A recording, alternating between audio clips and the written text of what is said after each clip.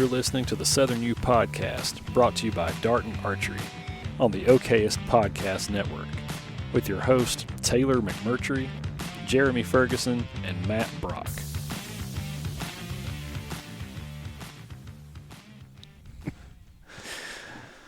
Hey guys, welcome back to another episode of the Southern U Podcast. My name is Taylor McMurtry. I'm joined with the man, the deer legend himself from AL Deer, Mr. Matt Brock, also of Habitat. Habitat First Properties. Yeah, Habitat First Property. I almost got it backwards. Yeah, Habitat Properties first. Yeah, and I've done worse. And Mr. Jeremy Ferguson, Wildlife Consulting Services, and broker for Tut Land, man. How y'all been? I feel like it's been a minute since we got together. You know what's changed since the last time we were together? Not much. Rain. It has rained. That's true. A lot of it rained. And it's not stopped. I'm here at our house, been trying to get the yard work, the grade for the yard and all that kind of stuff finished up, trying to get guys out here, and it's just been a dust bowl, Rain's helping you get all that dirt from the high spots to the low spots. Yeah, It's washing it in for you. That's what I was going to say. They dumped 2 loads of topsoil out here finally, and it's rained every day since. Yep. So it's like, I don't know when we're going to get this done. But yeah, we have it's been a minute since we got together, but we've got a pretty cool show. This is one that I'm particularly excited about. I like hearing from people that actually listen to what we put out there, and they ask questions, and we do our best to try to give answers for it. And if this is your first time maybe listening, we kind of specialize in habitat improvement, wildlife management, those sort of things for the Southeast. There's a lot of resources for the Midwest and things like that. You get a lot of advice on what to do and how to do it. And the only problem is some of that stuff is tough to apply in the Southeast because you just don't have the same climate. You don't have the same soil fertility. And so some of that stuff doesn't work. Terrain's different, Deer are different. Deer are different. That's right. Turkeys, everything. I mean, you've got different subspecies and those sort of things. So we just felt like it was a missing piece of a puzzle, for Southern leaseholders, Southern landowners, to have a resource where they could, kind of get some information about how to properly manage and go about improving their habitat in the Southeast. So that's kind of what our niche is, and it's not to say that if you're not from the Southeast that you don't gain any knowledge by maybe listening to us, but at the end of the day, we're just a bunch of rednecks from Alabama that like to talk outdoor stuff. So, and if you don't know this too, Matt and Jeremy are both biologists. They both have experience working the state level, doing this kind of stuff for, state agencies and things like that. So it's not like we just pulled 2 random people off the street and said, let's talk about habitat stuff. These are people who actually have experience and the academic side too. So yeah, don't pigeonhole us there too. We've both been in the been in the private sector for quite a while. That's true. Yeah. And me before my little jaunt with the state. Yep, that's true. Yep. Yeah, they both have independent. I didn't last very long. Matt handled it pretty well for a few years. I stayed as long as I could. Yep, I understand. But they do both have their own independent consulting businesses where they help landowners do the things that we talk about on the podcast. So just want to say that if this happens to be your first time. But today's episode is the listener request kind of Q&A episode, volume 2. We did this earlier back during hunting season, and it was just really well received, good questions, and we always love to hear from you guys. And I wanted to say also, just because we happen to be doing an episode on your questions today doesn't mean that you can't ask questions, at any time. Feel free to comment on any post that you see, anything that you see on any of our social media outlets. Shoot us a DM. You can shoot an email to info@thesouthernu.com, and we'll be glad to get back with you there. I mean, we love hearing from you guys, and it's encouraging for us that we get to hear from you because we know that you're listening to us, and we want to be a resource for you. So feel free to shoot anything that you got, questions our way, and we'll do our best to answer them. But we're going to, I guess, jump in unless you guys got any updates or anything we need to update the folks about. I'm just glad to be thinking about something besides math. I bet you are. Yeah, I don't like math. It's hard. Definitely not my strongest subject back in the day or today. Not much has changed. But I guess we can just go ahead and jump right into our very first question.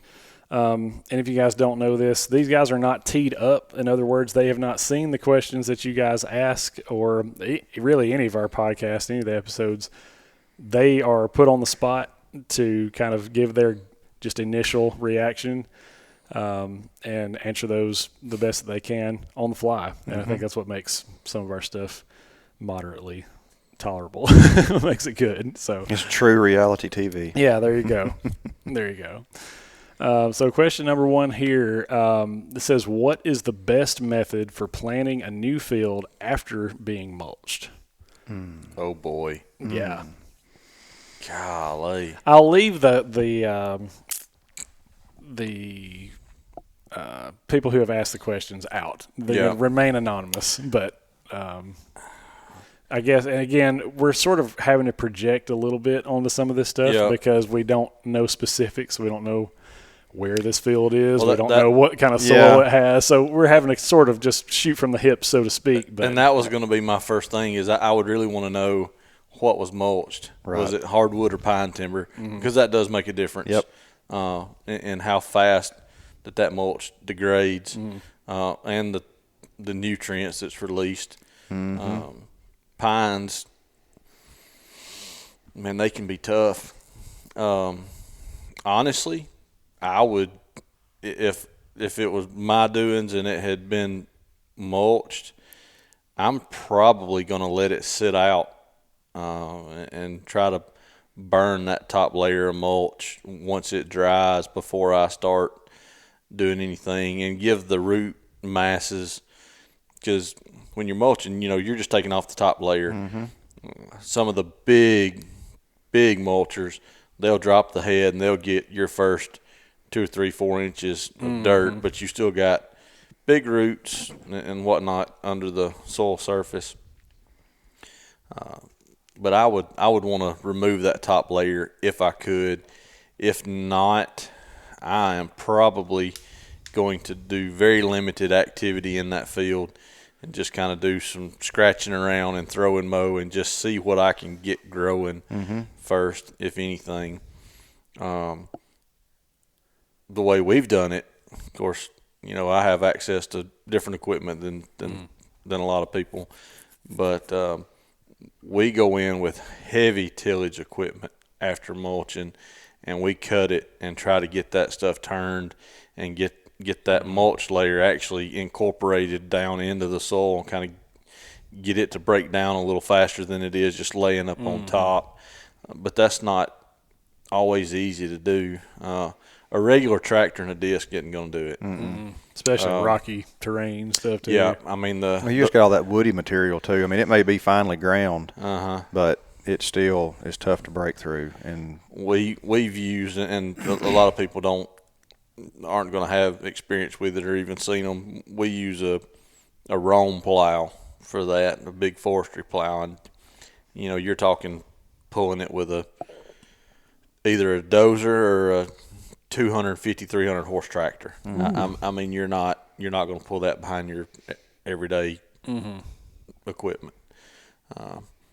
But that's how we do it. If we didn't have that option, until I got some of that woody layer, that woody debris gone, it's kind of tough. I'm just going to try to get some seed to touch what soil's there and get something growing. Gotcha. Not much different as far as recommending, my recommendations on what to do.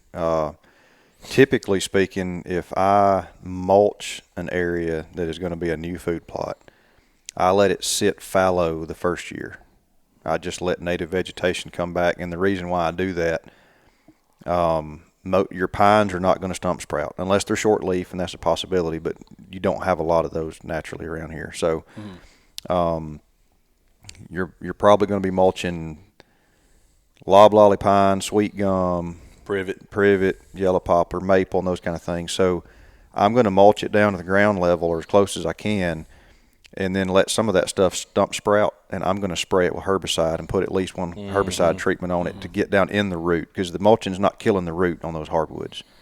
So I want to take care of that before I proceed, because I don't really want to establish a food plot there and then have to come in and kill my food plot to kill sweet gums or red maples. Right. So I generally let it lay fallow for a year after clearing, or like he was saying, topsoil something on top. What survives. It's all in an effort to build organic matter, and it takes a while for some of that woody debris to really break down, and it uses a lot of nitrogen in the process too. So it's taking nitrogen from the soil. But yeah, rarely do I mulch a site and then immediately plant it. Gotcha. I normally don't do that. And I'm going to chase a couple of rabbits here. He was talking about the species mulching, but if you're trying to get rid of privet, we've talked about it a little bit before, but mulching is a great way to get the vertical structure down. If you're trying to control privet somewhere and you've mulched it, stay on top of it and hit it with herbicide, just straight glyphosate, as long as you're in an area you can use it. If you're in a wet area, then make sure you're using proper herbicides for that. But hit those resprouts in the wintertime. So if you'll hit the resprouts on privet or hardwoods or anything else, well, not hardwoods because they're not leafed out, but your evergreen species that you're trying to get rid of, if you'll hit those in December, January, you will absolutely smoke them. Yeah. And this kind of ties in. It's not the same, but you're almost. That was loud. Dub it out. What was that? It was just a little air escape. Okay, that's all it was. It's not mulching, but you're fighting the same battle as folks that go in behind logging crews and want to plant log decks. There's mulch, pine, basically pine mulch, because it's all the bark that's being ripped off those trees, limbs being broke, all piled in that one spot, and most people that have timber company leases are dealing with that. What they generally do is bring a bulldozer in and they push all that off. Scrape it all off. Yeah, so they do get rid of that debris, but then they've also got, the topsoil is probably gone anyway. The logging crew likely over time it has pushed that off. But if you're going to clean that up and get that debris off, it's a little more effective in logging decks. Just try to salvage what topsoil you can instead of just putting a dozer on it and pushing the first 4 or 5 inches off and making piles on the edge of your fields. Right. Yeah, and even with establishing new food plots, I know a lot of folks, they want a very clean field. That's fine, and I see that. If you've got several inches of topsoil, that's okay. But a lot of places around here don't have several inches of topsoil. So, when we get done with a clearing job or we're establishing new food plots, a lot of times we actually have some debris left in there because I don't want to push everything off to the side. So pick it up by hand. Yeah, if there's 1 to 3 inch limbs left in there or something like that, that may be something you have to remove by hand, or just get over it. It's just going to be there, because like I said, bottom line is I'm trying to leave it in a condition that's plantable if we're using dozer or other heavy equipment. And if you scrape all of the topsoil off and you're just left with hard clay on top, it's going to be it takes you years to build that back up. Right. And I tell people that we talk to, if I'm doing it, then this is how I do it. But if they're stumping and building new fields, use an excavator, pop your stumps. If you have to have a dozer, use a dozer. But we're using skid steers, and the rake on the front of the skid steer that we're using, I kind of drew out what guy needed to do, and Leroy that does a bunch of our work here, they built their own, and it works great for getting small stuff but still leaving the soil. Okay. And on several of the jobs that I've done this summer, we've actually used a track loader with a big bucket, and it's got teeth. So he'll just scrape. Yeah, he'll just scrape the layer, the debris out, and it leaves the topsoil, a good bit of it. Yeah, because I mean, like you said, if you go and just like some throw and grow or something like that on top of it, really it's more of an effort to just give the soil something there. Yeah, put something there. Something like it's there. not necessarily for you to plant your ideal plot. Yeah, and one more thing to add to that. Even though you don't really care what you're throwing out there, or you don't really care what's coming up, it's just trying to get organic matter started. Don't use Marshall ryegrass. No, please don't. No. Because once you've got it, you've got it. It's not that it's that big of a deal. Deer do eat it. It's not preferred during the time that hunting season is in, but once it's there, I mean, it's hard to get rid of. But it's pretty and it's green. It is. It is. And look, sometimes you are very, very limited what you can use because of the site conditions or shade or something like that. But that Marshall ryegrass should be your very last option. It's good for holding the world together, and that's about it.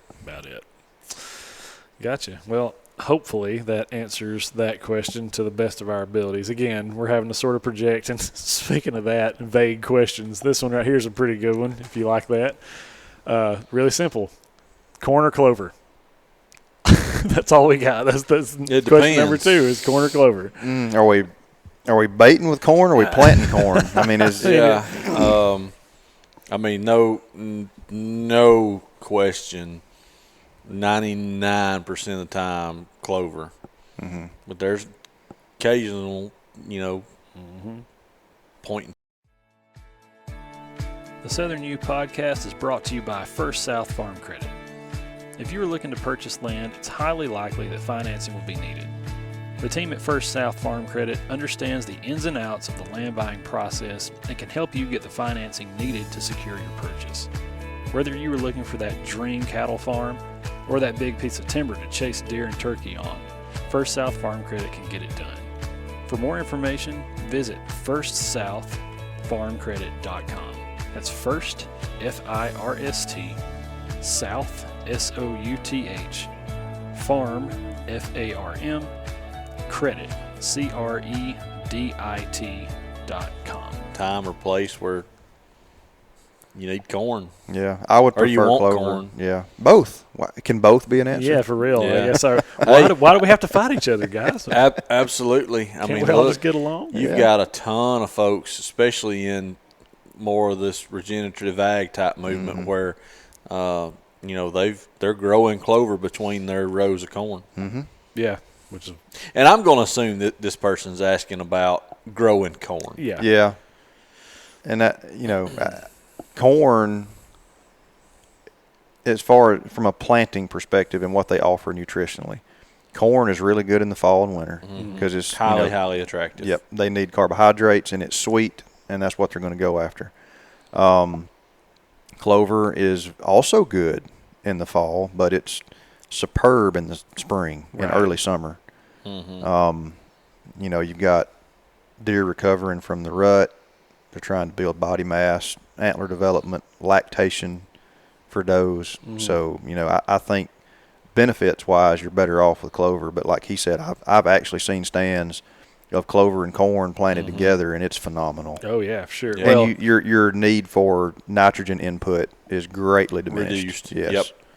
Well, and I'll say this too, I think, again, this is me projecting, but this probably stems from what you see on a lot of hunting shows and things like that, where in the Midwest you've got a ton, these are just acres and hundreds of acres of of corn and stuff like that. But I think what needs to be understood about that is those people did not plant that for the purpose of trying to grow, attract, kill deer.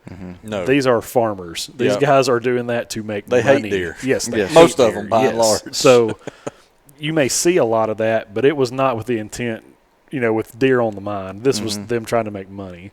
So I would say, I agree with you guys. You go clover with the exception of a few different areas. There's so many more benefits to Yes. having clover, like Matt mentioned. I mean, he covered them all pretty good. And there's one thing is corn can be very tough at times. I think you finally got yours maybe through the stage that it's going to make it. It's unbelievable. So I planted corn in early June, and we got – which is late, by the way. Yeah, which is late. But that's when I got my drill. Yeah. And I was like, well, I've got some corn. I'm gonna put it out. Your planter. Yeah, my planter.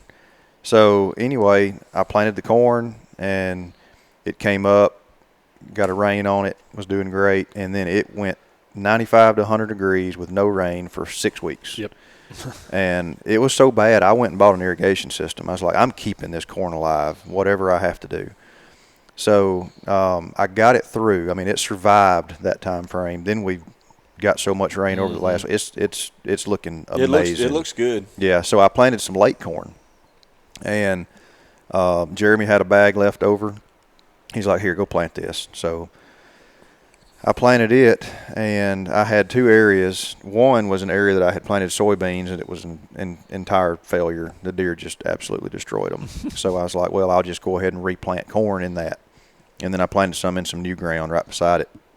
So everything that I had planted in the soil that had been irrigated came up. The other just came up this week. Just started. So here we are, late July, and I've got corn coming up out of the ground.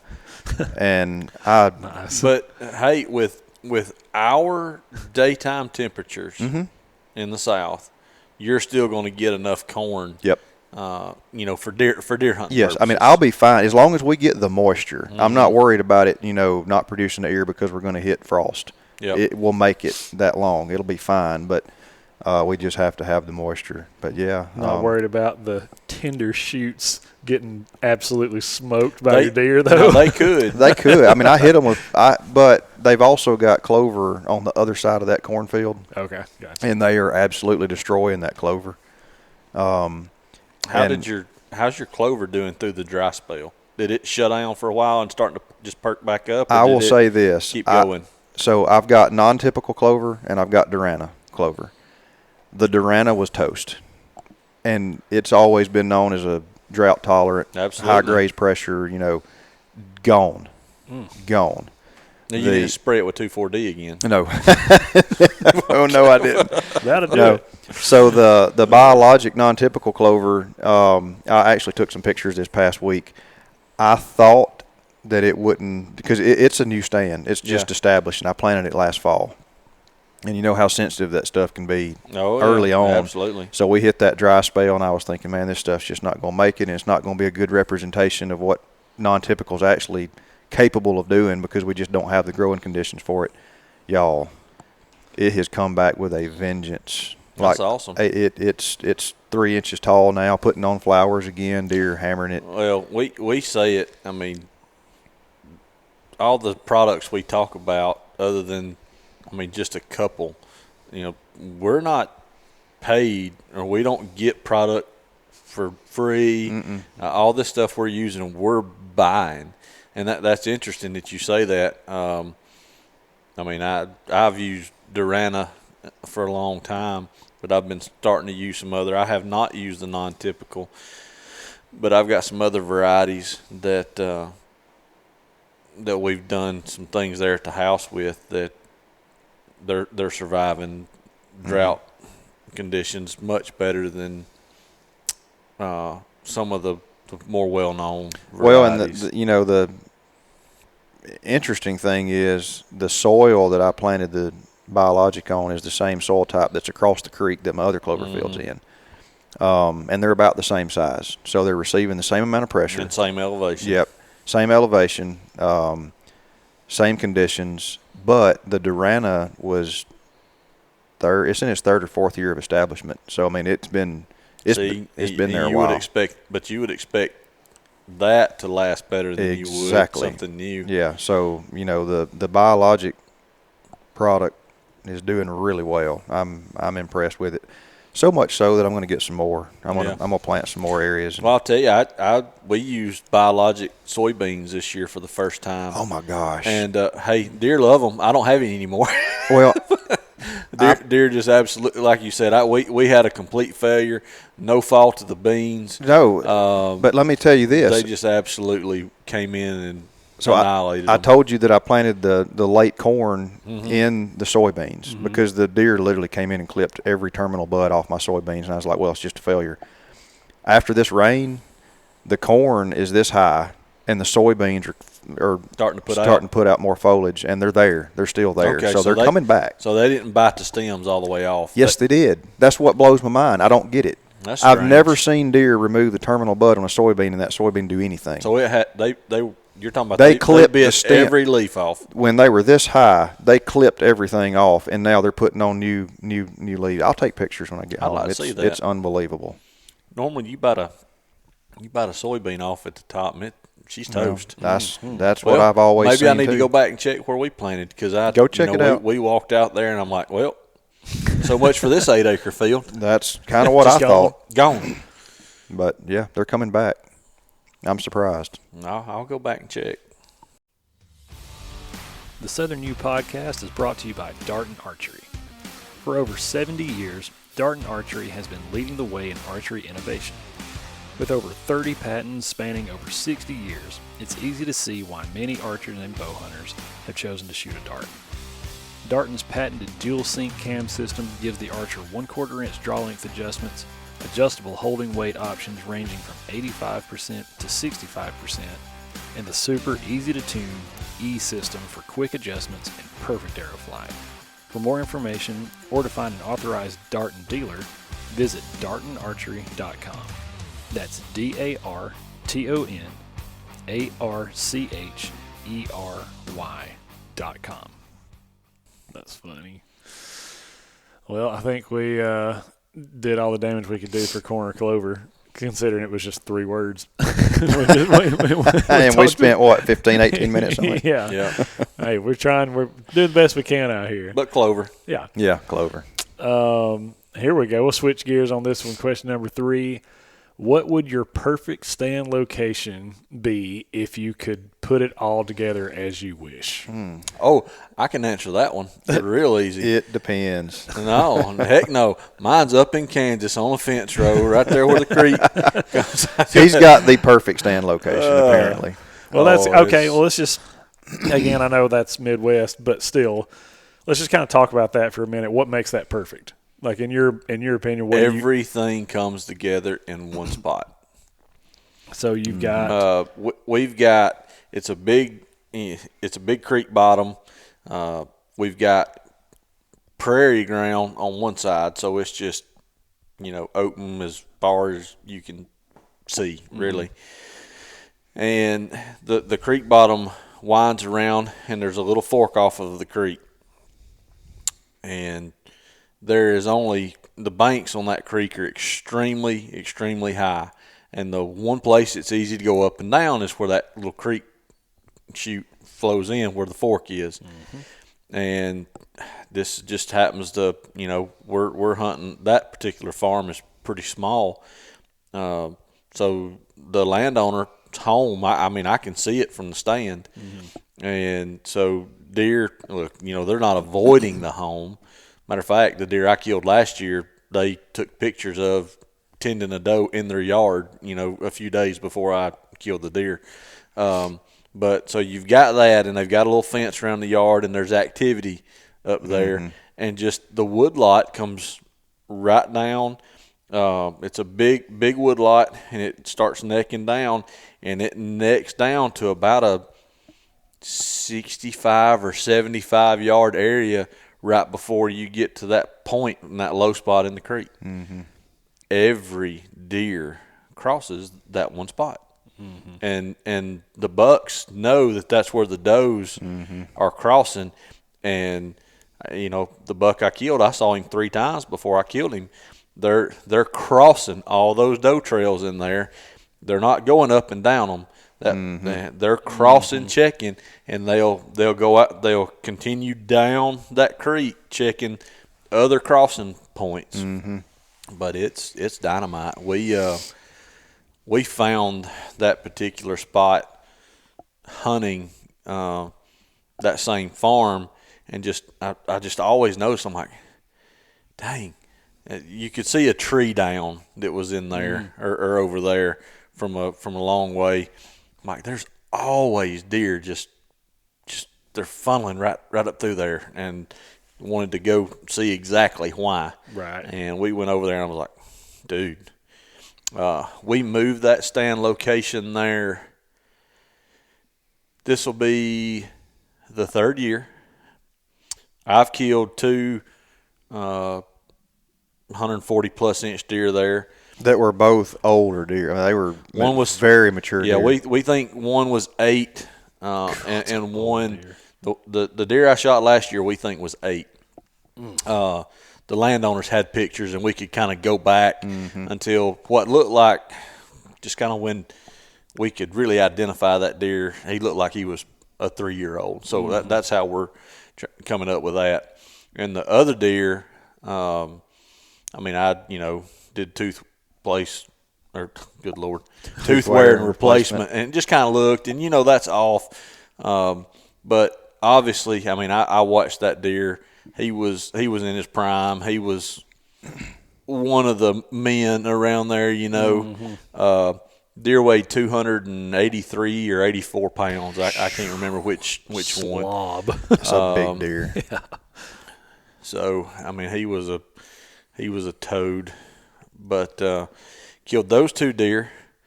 Had a guy shoot at a deer that we had some pictures of that were 160-ish type, and we've killed a booner out of the same stand. Right. And this will be the 3rd year that it's been in that tree.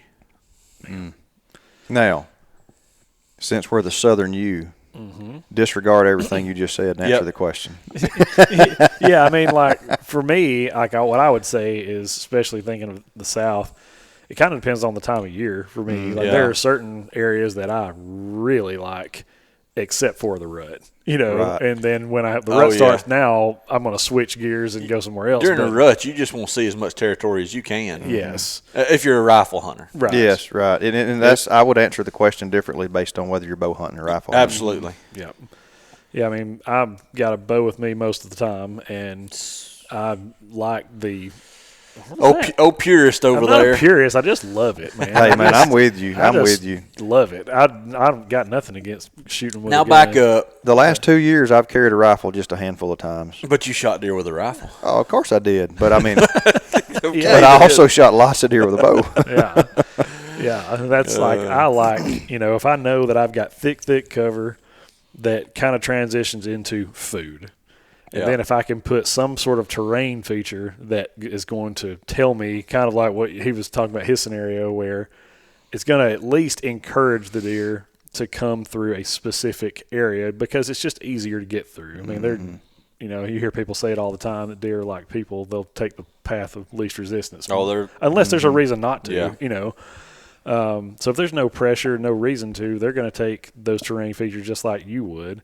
And if there happens to be one of these features that leads from thick to food, whatever, then that's where I want to be. You know what I mean, for the most part. And then on the flip side of that, when you talk about the rut, it's really more about safety, I guess, is what I think of is travel corridors. In the South, I'm more familiar with like Jackson County than probably anywhere else. And there's a spot that I don't care if it's right now. If you went and sat in this particular tree I'm talking about, it's, like most of Jackson County, you have steep, just, inclines. You've got, sharp elevation changes and boulders the size of this couch or bigger everywhere. And what we call shelves or benches where it goes up and then flattens off, and then it goes up again and flattens off. And this particular spot up there, there's a lot of these big boulders around in the midst of some hardwoods and cedar trees that are just sort of spaced out. And I don't know, other than they just feel secure slipping through these rocks, but these boulders are on one of these shelves. And I'm telling you, you sit there today, tomorrow, next year, whenever, the rut, not the rut, early season, late season. See deer. They're going to slip through that. It's just because they feel safe. They can go slipping through those boulders and, working their way to wherever it is they want to go. Mm-hmm. And I've never, this is the only time I can ever say this, but I've never sat in that tree and not seen a deer. Ever. For years and years. It's crazy. That's impressive. And it's just a security type thing. And where is this tree? Yeah. Unfortunately, I don't get to hunt it anymore either. So, but it's just incredible. That's if they feel safe, they'll take it. Mm-hmm. But, Matt, anything you want to add? Yeah, I mean, if I'm bow hunting, I prefer to have some type of terrain feature, whether it be water or open field or something that I know deer are not likely to be walking down to my back, wind in my face, and I want a food source in front of me if I'm bow hunting. Otherwise, with a rifle, there's so many setups. I like to be able to approach a stand undetected from the downhill side, and when I pop up into my stand, I like to be able to be looking at deer or where I feel like deer will be, which we do a lot of food plotting here in the South, and generally in an afternoon, that's what I'm going to be doing is hunting a food plot. I just like to be able to get where I can see and have easy ingress and egress, to and from undetected. That was going to be something I was going to bring up. Neither one of you said it, and that's the key to me, or for me now, as I've evolved a little bit as a hunter. I am more concerned about if I can get in and out without busting deer than some of the other factors of that location. Yeah. I may go to a less likely spot to have an encounter if I know that I can get in and out without being busted. Yep. And then, figure out the way to tweak from there if you can. Yeah, because I've got a stand that I know every single year if I do my part, I'm going to kill a buck there with my bow. But if I try to go in there in the morning, I'm blowing everything out. They're already there. There's no way to – you can hunt it, and I've killed deer there in the morning, but understand you're probably going to kill a deer that was not there when you got there because you're going to blow everything out. Other deer may move in later in the morning, but I can go there in an afternoon with the wind right, and on a good afternoon, I know I've got a very good chance of killing a buck that day. Whenever I'm there, they're going to come in there and feed. Yeah, that's 2 years ago. Super frustrating for me. I've got a really small. Y'all have heard this story, but I've really small place that I get to hunt. That's not too far away from me, and same deal. There's so much sign and trail camera pictures, and I know that these bucks are at that point in time were still bachelored, and there was like 6 of them, and I knew they were there. I knew when they were there, but I could not get there early enough. They were just always there. I tried it one time and got about 60 yards from the tree I really wanted to get in, and and there they go. And that was it. And it's really frustrating to not be able to hunt where you want to hunt. It is frustrating because, like when white oak acorns are dropping, that's the place to be in October, November. And I know good and well if I try to slip into a spot like that in the morning, which is my absolute favorite thing to do in the morning in Alabama, is hunt white oak acorns. Like, it doesn't get any better than that. But there's always a risk you're blowing deer that you want to kill out of there when you go in. And it doesn't matter if you go in at 2 a.m. or 6 a.m. They're going to be there. Yeah, I was there way before like what I would normally get there. I wanted to try to beat them there and couldn't. It's just they could have even been bedded, could have even been laying down right there. You know what I mean? So I don't know, but yeah, that's about all the insight I'll throw at you there. Fourth question here. I thought this was a really good one. I'm glad. I can't remember who it was that asked this, but I really appreciate this question. Is the use of prescribed burns on smaller hunting tracts, 63 acres, worth it? I felt like yes, and I was just like, there's a lot of people I feel like that probably have this same question rolling around in their head, Yeah, it's like it'd be cool to kind of maybe spend some time talking about that too. Now it's hard to get somebody like me or Matt to come burn it for you because we're so busy with bigger projects. But absolutely, if I owned a track that size and I was wanting to manage it, I would do what it took to go get my prescribed burn certification so that I could do it myself. Have you some fire lanes installed, and don't burn it all same time. If you can break it up and burn it in a little rotation, that's what I would do. But absolutely, it's worth it. So with small landowners, I mean, this is really doesn't matter how small or large your property is, but it is particularly important for small landowners. Make your property as attractive as you can for whatever species you're managing for. So if your property is 63 acres and you can provide something that your neighbors are not, good fawning cover, good browse, good bedding cover, then guess where the deer are going to be spending their time? Absolutely. So, yeah, it's absolutely worth it. If you've got 10 acres and you can burn it and you've got 10,000 around you that's not being burned, you've got something that your neighbors don't have. Yep. I tell people when it comes to small acreage, study an aerial photo and figure out what's going on around you. And if you know your neighbors and they're on their places, that's even better. Figure out what the limiting factor is and have that. Right. Yeah, that's good advice. But, yeah, I think it's worth it. I mean, just in the time that we've started this podcast, just the stuff that I've learned about things that you can do with small acreages, because I think I was one of them, I think, before we started doing this, that felt like, oh gosh, man, I don't have enough land to really make a difference, and what's the point, but it's really not that way. I mean, you really can make quite an impact. And well, you've got to be realistic about your expectations. Are you going to grow and hold mature bucks on 63 acres? No.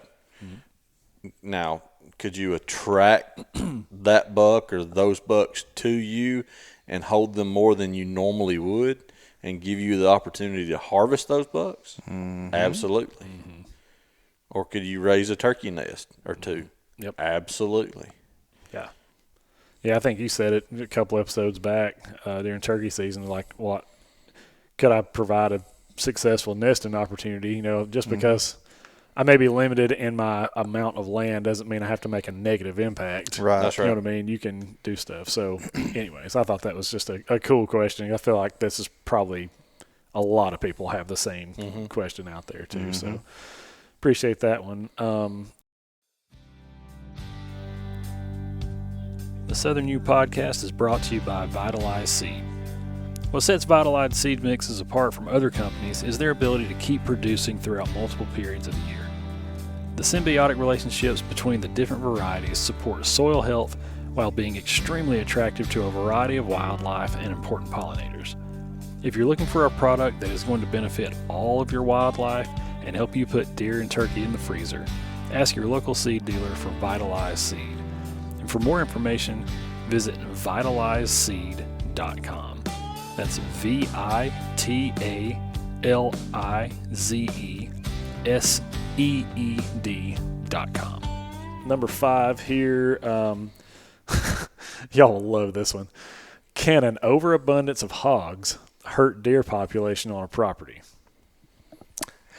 Hurt deer population? I don't know that they would hurt the overall population. I think they would reduce the utilization more than they would hurt the population. Yeah. So hurt your sightings and your hunting success? Absolutely. I think that's probably what he's getting at. Yeah. It's like, is there going to be less deer on my property because there's a lot of pigs? From what I've seen initially, deer freak out when hogs first come on the scene. They learn, they adapt. Where they've been forever, Yeah. the hogs and deer in the same fields. Yeah. Heck, hogs and turkeys in the same fields. Buddy of mine, Danny, has sent me pictures here recently with some turkeys around a feeder and just a massive boar come in, and turkeys just stand there and look at him. like, well, chances of him catching me is not good. Yeah. So I'm going to do my thing, and he can do his thing over there. Mm-hmm. Yeah. I mean, eventually they ease off because they're wanting to feed on grain spillage right there around the feeder, and that's what the hog's doing. But where they have coexisted for many, many years, I don't think you're going to see much of a problem. Gotcha. I still hate them. I was going to say, that's the reason I was laughing. I was like, you guys. That's no reason not to kill them all. Yeah. I mean, what about, do you feel like, I know the answer to this, but I just want you guys to kind of maybe expand on it. Like, they're competing for a lot of the same food sources. Resources. Yep. So, I mean, do you feel like that is maybe what is the most negative factor there? Yes. Yes. It's that, hey, there's not enough nutrients to go around. The consumption of food resources or needed resources. And I guess there's probably an impact on native vegetation too. Absolutely, there right? is. I mean, we're not allowing that stuff to It's come back. very interesting. The areas that I have worked and lived in the past that just have had hogs forever. The habitat degradation isn't as bad as it is in new locations. And that's a hard one for me to answer. I don't know if that's they figured out the resources that they want to use more, and they're not quite being as opportunistic as they are selective when they've been on site for a very long time. But we talk about hogs rooting up fields, and that's a big problem with ag. But the guy I referenced a while ago, Danny, he manages a monster hunting club down in southwest Alabama, and they kill phenomenal deer. They kill a ton of turkeys, and they've got hogs. And the son of a guns don't root up their fields. You can go down there and hunt, and the hogs are out there grazing in the field. They're grazing on the clover and grasses. Now, will they occasionally root stuff up? Yes, but that's typically more in the woods. It doesn't look like a heavy, like an airstrike hit it. No, That's what I'm used to seeing. Yeah, Right. they will go and where there is, if they get an infestation of nutgrass, they root that spot up because they're digging up nutgrass and eating the tubers. Or if there's a lot of insects in one particular spot, they're going to get into those grubs. But primarily, man, they're feeding on the acorns on top of the ground. Obviously they're rooting up the ones that squirrels and birds bury in the ground. But it's the damage type and amount is very, very different. It's interesting. Yeah, so I guess to some degree it probably hurts, like you said, your sightings of deer on your property, hunting opportunities, yes, but population, maybe not. Nah, I mean, look, hogs, they're opportunistic. Are they going to eat a fawn if they can just happen up on it, just laying there when it's a day or two old? Yeah, absolutely, they're going to eat it. Once fawns are up running around, they chase them down? Nah, not very often. The Southern U podcast is brought to you by Tethered. For the last 5 years and counting, Tethered has pushed the boundaries of what mobile hunting looks like. Thanks to Tethered, gone are the days of having to haul heavy gear into the woods in order to hunt from elevation. Their lineup of tree saddles are lighter and safer than other methods. And saddles are not the only thing that Tethered has made better. Their complete lineup of sticks, packs, and other accessories have streamlined the process of getting to your desired hunting area and doing more of what we all love to do, hunt. So if you're ready to ditch the bulky, heavy, and loud hunting methods of the past, check out Tethered's complete list of products and gear at tetherednation.com. That's TetheredNation.com. No. I agree. Let's see. Number 6 here. This is, before we ask it, I know this is not our specialty. It's not really what we made the podcast for, so we'll try not to chase too many rabbits, but I did think that this was kind of a cool question. Us not chase rabbits. I know. Not possible. I know this isn't your market, but if you are hunting public land, what are you looking for in a good hunting spot? Somewhere with no people. Yeah, That's exactly. I mean, that's the first thing I thought of is like get away from everybody else. And that's why I've hunted public land in Alabama. I've hunted in Kansas, Illinois. Anytime that I've hunted public land, I've tried to find places. I look at maps and I'm like, I doubt a human has been here. And that's where I try to go. And typically when I get there, there's evidence that humans have been there. Yeah, I think the size of the public land property is gonna lend itself to you hunting it differently. If it's large enough that the vast majority of people can't get deep enough or don't want to do what it takes to get deep enough, then yes, that's going to provide some good opportunity. Some of these areas that are 15, 20,000 acres, somebody is on every inch. You've got to figure out what people are missing. I used to hunt a couple of areas in Kentucky and we hunted them every year. And most of the bucks that we killed and deer that we killed, period, were within 500 yards of the road. People were walking by all these deer to get deeper. Yep. And the deeper you went, the more people there were. And out on the fringes, people weren't staying there because they're like, well, we know people's here and they're walking through here and they're blowing deer out. Man, if you don't bother them, they'll let you walk by. Yeah. A lot of bucks do that anyway. They will lay their head over and let you walk by and go on about their business after you're done. I sat in a spot the last time we were in Kentucky on that particular place until it just got overrun with Southeasterners. Good Lord. I sat on a spot on a kind of behind a pond dam because it was warm and, expecting deer to want to come to water at some point during the day. And I could see the highway and watched 150-inch deer for hour and a half out just in a fallow field. He was within 100 yards of the highway, laying up under a single tree out there. Climbed down and tried to sneak up on that rascal. Well, I would have had there not been other deer. Yeah, I'd have tried to put an old neek on him. Yeah, but I think it depends on the property. Yeah. Well, and what I've seen is a lot of people from working on public lands for so long. A lot of people, they'll hunt till 8:30 or 9 o'clock and come out. Yeah.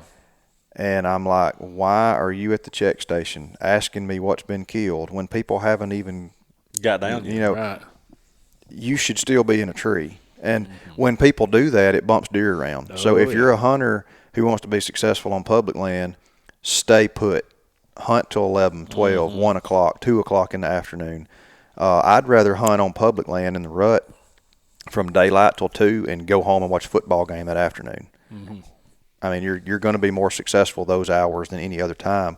Deer get used to human behavior and activity, and they're going to move when you're not there. Oh, yeah. So, if I could just offer a little bit of advice, sit longer than everybody else. Yeah. Yeah. Well, and that's sit all day or, hey, heck, go sit midday. Yeah. Oh, yeah. Get in the woods at 8. A lot of the really big deer that were killed on Black Warrior WMA were between 11 and 1 o'clock. Absolutely. And the only thing that I'll say here about that kind of, just a good spot is good sign is good sign, whether it's public or private. You know what I mean? Like if you can tell if deer are using something, they're using it. However, if you look at a map and you're studying and trying to figure out where to go, if something looks good, it probably is. And that means everybody else has probably been there too. You know what I mean? For the most part. But there's a lot of truth in like what Jeremy's saying is walking right past deer just because I'm too close to the road. There can't be any deer here. I mean, I had that kind of reality check last year, which of course it was an SOA hunt, so it's not, it is public, but it's not like anybody could just, roll up in there. But I was just frustrated. I felt like we had wasted a ton of time trying to access this property. It's blazing hot. This is the second weekend of archery season, in Alabama and South Alabama at that. So it's blazing hot. I'm frustrated. Mm-hmm. It gets to be past 3 o'clock. I'm not in a tree yet. Finally look around and go, look, I'm 25 yards off the road. Now there is white oaks everywhere right here, and they're dropping. But I don't have time. I'm exhausted. You know what I mean? I'm just going to jump up in this tree. Yes, and didn't even set up my big camera because I was that, discouraged and just had no confidence. Whatever. 5:45. Everyone comes just strutting through there like he didn't have a care in the world. So it happens, and so I guess that would be my only advice is, if the sign is good, then hunt it. And don't leave deer looking for deer. Yeah, don't That's leave right. deer looking for deer. It's a great way to say it. Let's see, number 7 here. What is your preferred method for prepping fields for planting? Parentheses here: crimp and drill, spray, disc, etc. I think we kind of touched on that on the first question, but if you want to, I mean, if I have the opportunity, I'm going to drill. Mm-hmm. I'm going to keep from putting a disc in the ground. That's not always possible. And I'll even go so far as if I don't have to, if I have enough thatch on top, I'm going to terminate, whatever that is with some sort of herbicide and throw the seed out and then mow it or roll it down. gotcha. I had rather do that than put a disc in the ground. I'm getting where I want to be disc free. Disc free. Yeah, disc free. Now you're going to get prettier results discing, putting seed out, covering it, or cultipacking it, either one. But that's... I have determined that the amount of steps it takes, like initially, you've either got to terminate whatever's there through disking, mowing, herbicide, or all three. I mean, literally on some of it, it's so thick you have to spray it, and then you still have to come back and mow it, knock it down, disc it, break it up. But the amount of steps involved in planting is ridiculous. I mean, you're talking in some cases 6 to 8 passes with equipment by the time you're done start to finish. So I'm trying to get to where I'm leaving out as many of those steps as possible and still getting a good crop. Gotcha. But yeah, spray drill or drill spray. I've done both of Either those, way. and both are working really great. And the one thing people get hung up on is how fields look. And look, guys, I want my fields to look perfect. But the reality is we're feeding wildlife. We're not managing a golf course. That's right. And we're not producing commercial agriculture.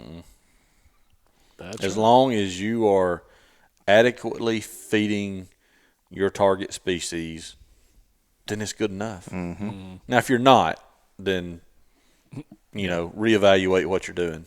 Yep. But having that direct seed to soil contact and knowing your planting depth with a drill, that's Great. I mean, you get a better germination, and you kind of know what you're going to get. Gotcha. A little bit more predictable. I Yes. guess. Yes. Yep. Cool. That's pretty straightforward. Moving on to number 8.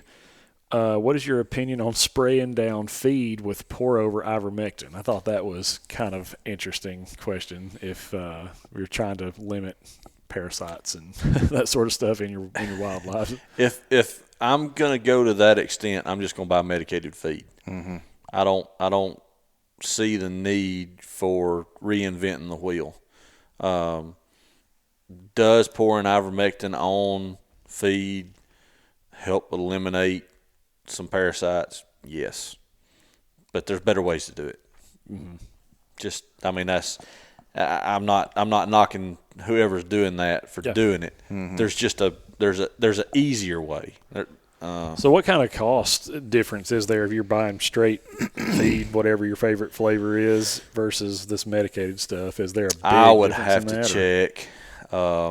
I can't remember. We bought some here recently, but I don't remember what it was. I mean, there's obviously an added cost, but it's not tremendous. You know, I think I want to say it was only around $1 a bag. May have even been less. Oh, really? Yeah, I mean it was negligible. I mean, it really was. And I go back to, you know, in a healthy population of deer that's not overpopulated and good habitat, I have not seen a widespread parasite issue affect health. Are you going to have an occasional deer that's sick? Yes.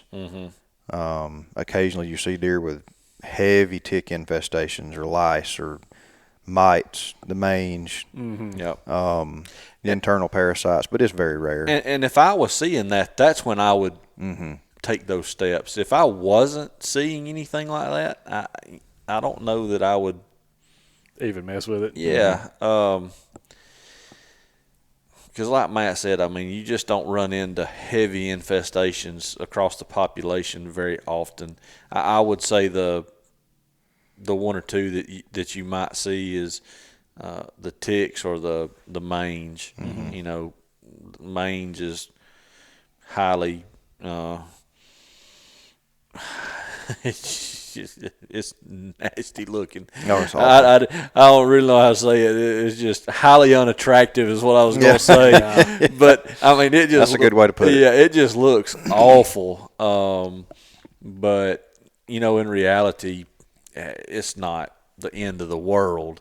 But yeah, I would – that's the point I would take is when I started seeing things. If I wasn't seeing anything, I don't know that I would go to the expense. Even though the expense is negligible, I don't know that I would go to the trouble. Gotcha.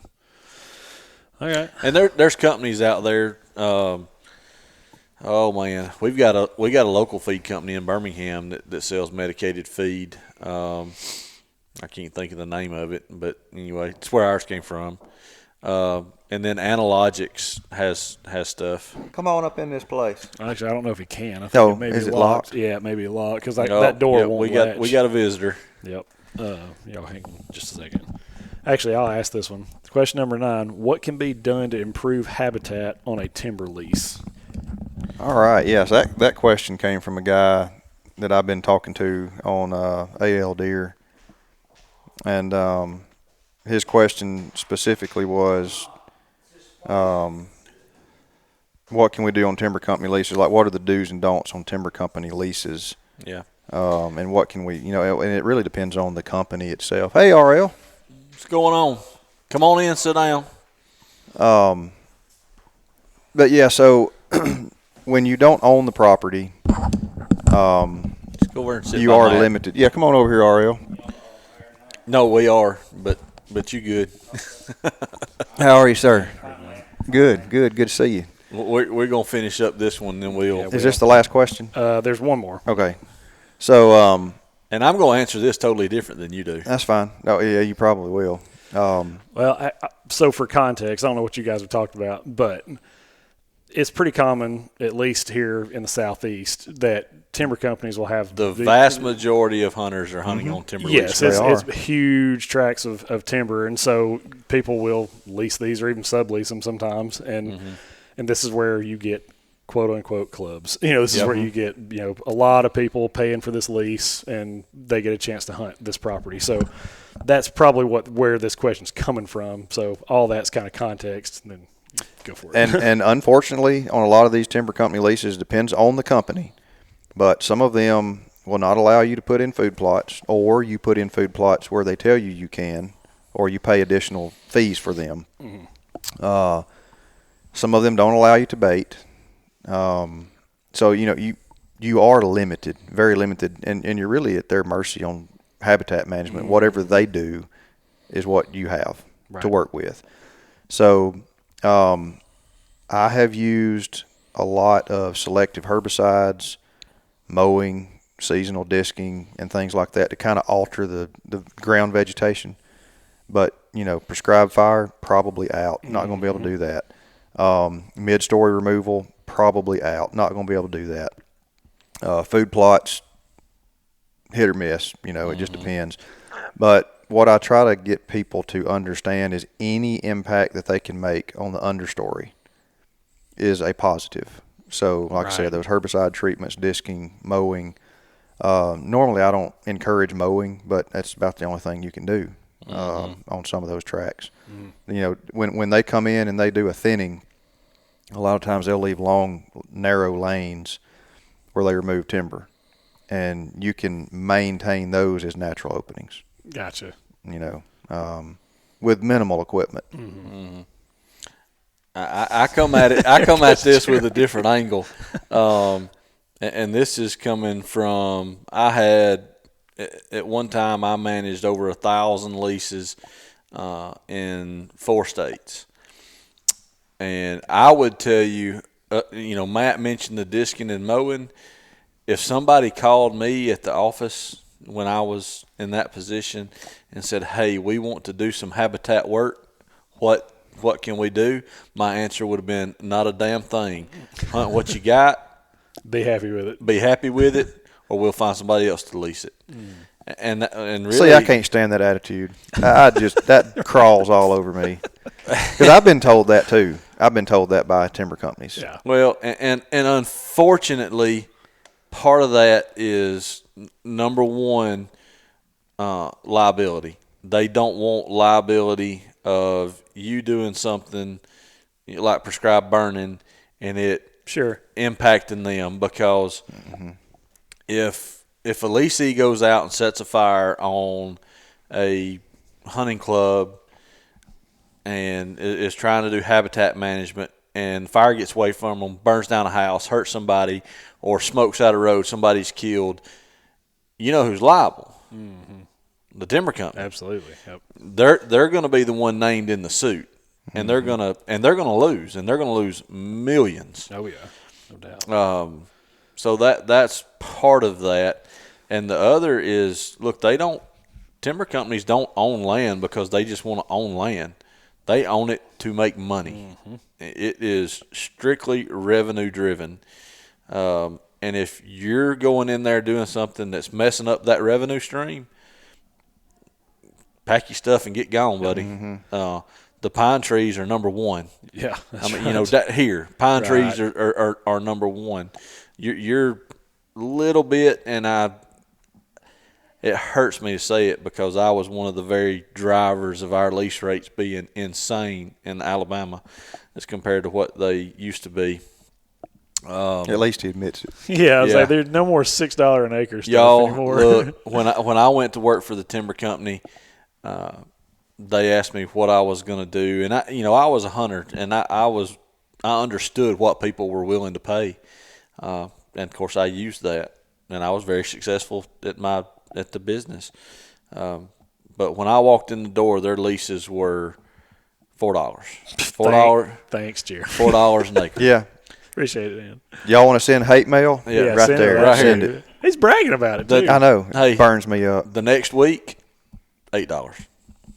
That's awful. That's pitiful. That is. You got some splaining to do. Explaining.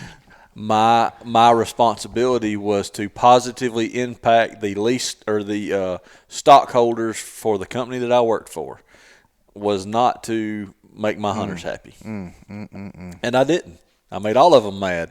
But you know what? You know how many leases were canceled, turned in because they weren't going to pay it? Very few. Less than 5%.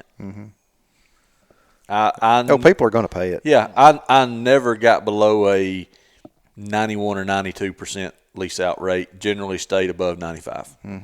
Somebody's always going to lease it. Yeah. So on the liability side of stuff, like if you're the timber company and I call you and go, hey, if I get a licensed like burn practitioner or I get a forester, whatever, and I say I'm not going to do it, they are. Nope. Not happening. Because still, if the fire gets out, they're going to get sued.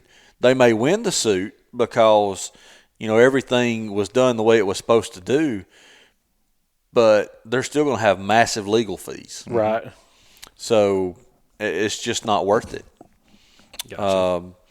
And that comes a large part of that is why I mentioned the revenue from the pine tree side of things. It's also they don't want the liability of folks out doing things that maybe they don't know anything about or shouldn't be doing. Your average hunting club member, and I may be degrading some people here, but your average ones aren't folks that's living out in the country.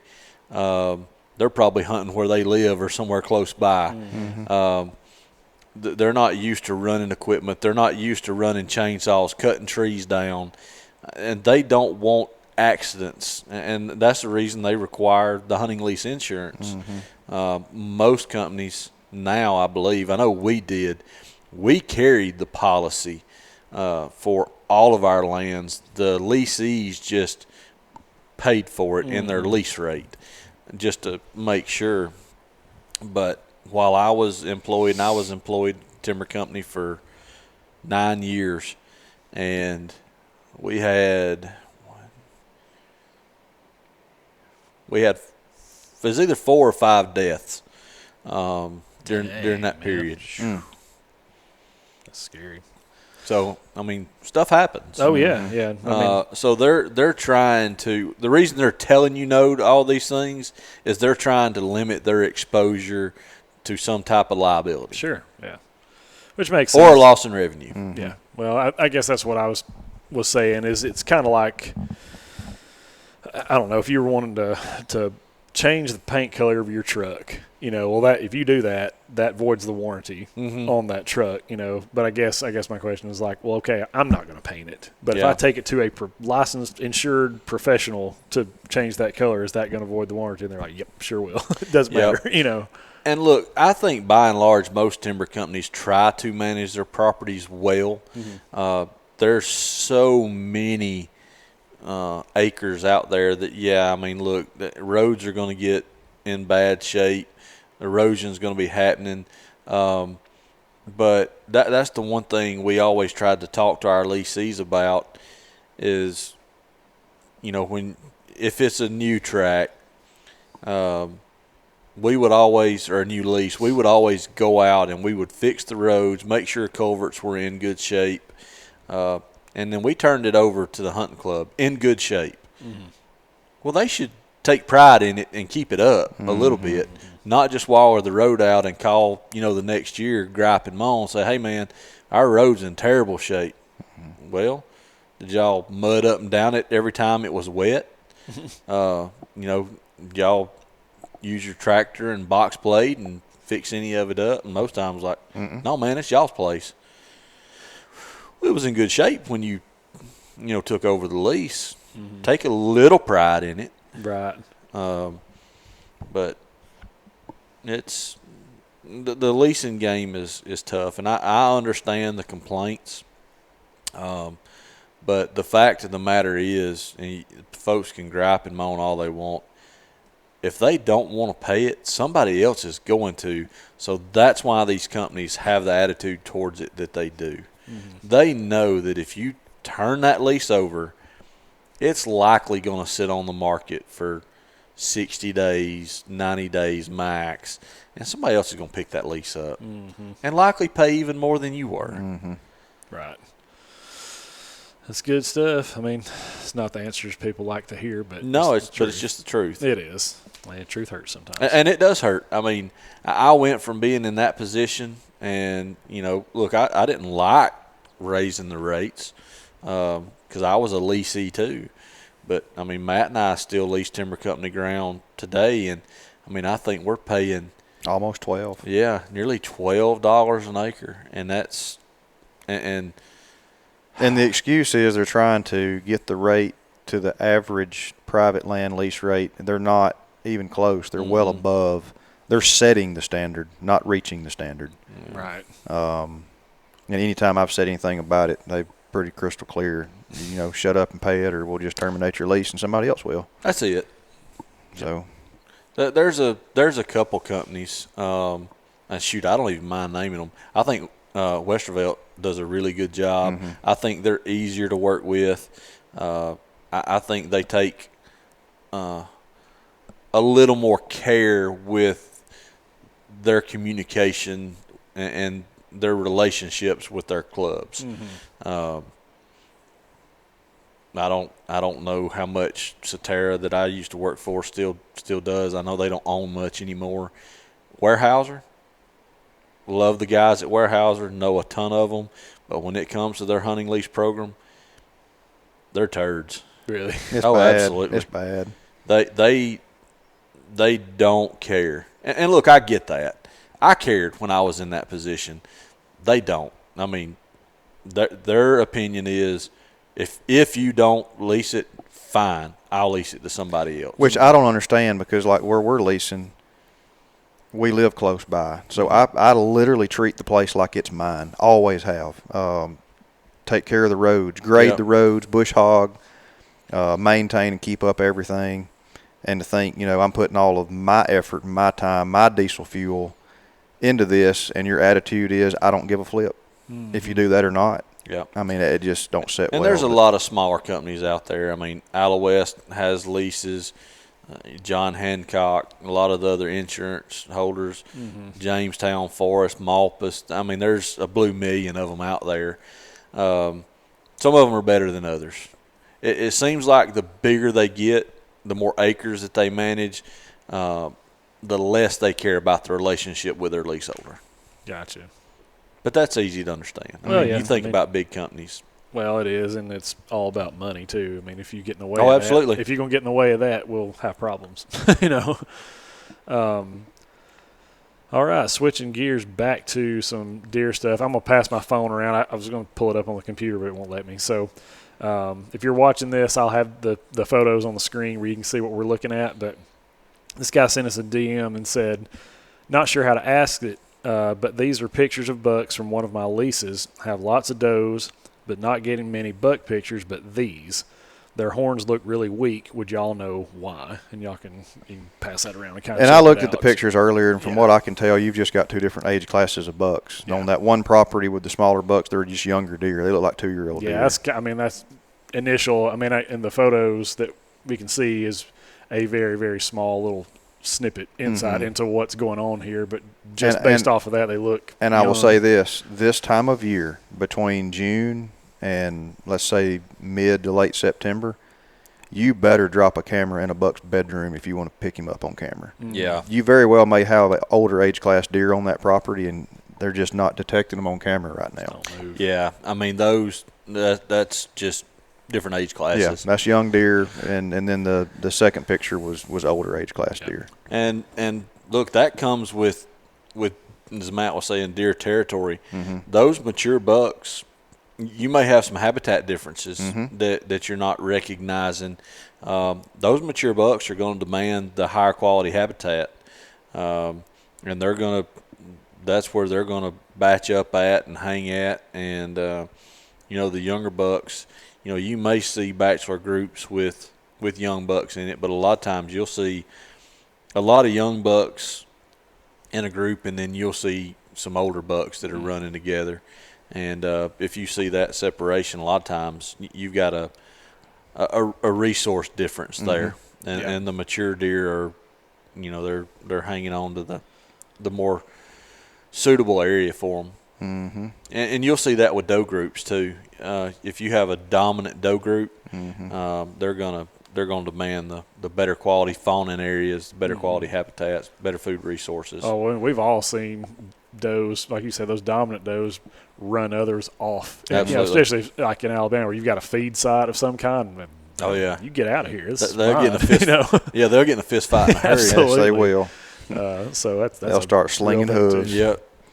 Which is hilarious to watch. I've got pictures and videos, so I'm doing it this past week. And if you've never experienced it, it hurts like the devil. Oh gosh, they'll hurt you. A deer hoof will cut you. Oh, listen, when Dad had his enclosure, part of the deal is when you sell them, you've got to dart them. Yeah. And then you've got to transport them and get them loaded up and stuff. And man, if you don't have those things juiced up just right, They will come to life. They will on you. come to life, Yes, they and you will. better have those legs wrapped up because they'll hurt. We man. were chasing a rabbit on this. We were trapping deer when I was at Auburn for a research project. I think it was actually a PhD project. Then I was just an undergrad. But Jordan Smith, a buddy of mine that was in wildlife with me, we went out with the graduate student. We netted some deer, and of course, we were using drop nets. So you got to go out on a capable deer and get it on the ground. Now it's tangled up in the net, but Nope. they will whip your ass. That's right. If you're not careful. And we got out on a couple of bucks, and we got the first one down quick, and just got him down. And once you get them down, you can lay on them and hold them down and give them. I think we were using Tilazol and Xylazine back then, and when you hit them with that, man, it don't take long. They're out. That's a bad combo for a deer. Yeah. But the second one, all he had in the net was his antlers. Oh no! And so his whole body was out, and Jordan run and jumped up on him and got on him, and it went to kicking and bucking, and he ended up on his back holding him by the antlers, just riding, and all of a sudden the antlers just go. Oh no! And you can just see his face. He's like, "Oh no!"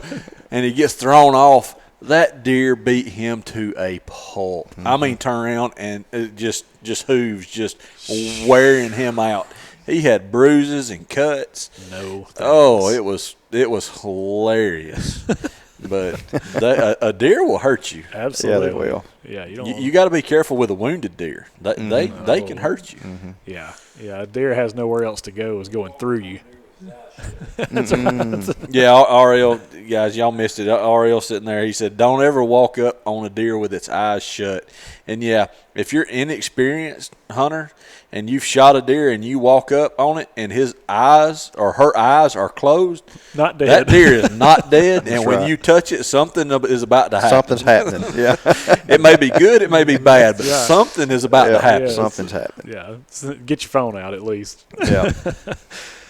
Oh, hey. Well, guys, that's pretty well going to cover all your questions. I know this is a little bit longer episode than we normally do, but thank you so much for sending your questions in. I'm sure we're going to do this again pretty soon. I really enjoy these. I know these guys do too. Just getting a chance to answer the questions you guys send in, and it's good to hear from you. It's good to know that people actually listen to this stuff when we put it out there. So, if you have a question that maybe you didn't get a chance to ask, I think we tried to cover all the ones that were sent in. So, but if you have something on down the line, feel free to shoot us an email. Again, that's info@thesouthernu.com, or reach out to us via any of our social media outlets. You drop us a comment or a direct message, any of that type of stuff, and we'll be glad to do that for you. And if you have habitat needs or anything like that, there's a room full of people here that can help make those things happen too. As far as your consulting and shameless plug. Apparently, I found out this week that we're way cheaper than all the other folks. Oh, well, Apparently so. Yeah. Way cheaper. Yes. Jeremy says that, but then he talked about the lease jacking the I price know. of them. I know. Well, hey, that just leaves us room to go Way up. cheaper and provide a little more. Yeah. Yes. Yes. In some cases. I didn't realize what some of the other folks were charging. Yep. Unbelievable. Yeah. Which and more power to them. I'm glad they can get it. Yeah. Yeah. So, and we've actually done some stuff for some of you guys that reached out too. So, doing another one in August, I think. Yep. Thank you guys again for listening in and sending your stuff to us. We would appreciate it if you would like, share, comment, subscribe, all that good stuff to help us grow. Anything that you do, any kind of support you send our way is welcomed. So, thank you guys so much, and we'll see you on the next one. See ya.